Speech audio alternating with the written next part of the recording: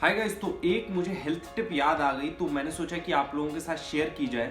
कि वो ये है कि आजकल बहुत सारे लोग जब कोई हेल्थ वीडियो देखते हैं या फिर अपनी हेल्थ को अच्छा करना चाहते हैं या फिट बनना चाहते हैं, तो ज़्यादातर जो इंटरनेट में कंटेंट मौजूद है वो यूएस, यूके या बाहर की कंट्रीज़ का ज़्यादा है। खासकर हेल्थ के एरिया में अब तो काफ़ी हिंदी में भी आपको वीडियोस मिल जाएंगे, लेकिन कुछ टाइम पहले और शायद मैगजीन्स में या अगर आप इंटरनेट पे आर्टिकल्स देखोगे तो वो यूएस, यूके की चीज़ें बताते हैं जो कि हमारे यहाँ जो लोग रहते हैं इंडिया में,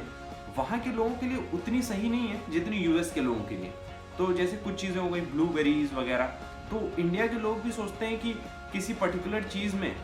अगर हम इस खाने को खा ले जो यूएस वाला खाता है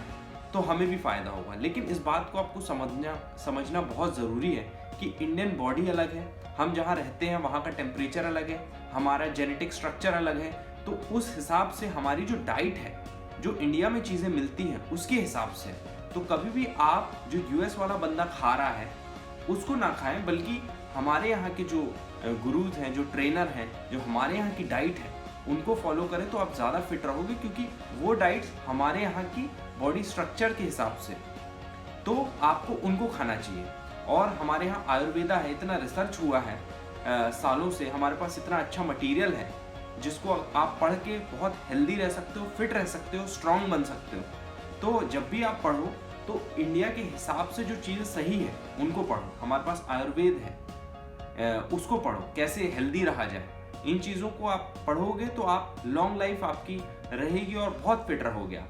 तो मैंने यही देखा कि बहुत सारी चीज़ें जो अवेलेबल हैं वो यूएस, यूके की हैं। हेल्थ टिप्स चाहे उसको कह लो या चाहे डाइट अपना लो, तो वो हमारे लिए शायद उतनी सही नहीं है जितनी कि हमारे यहाँ के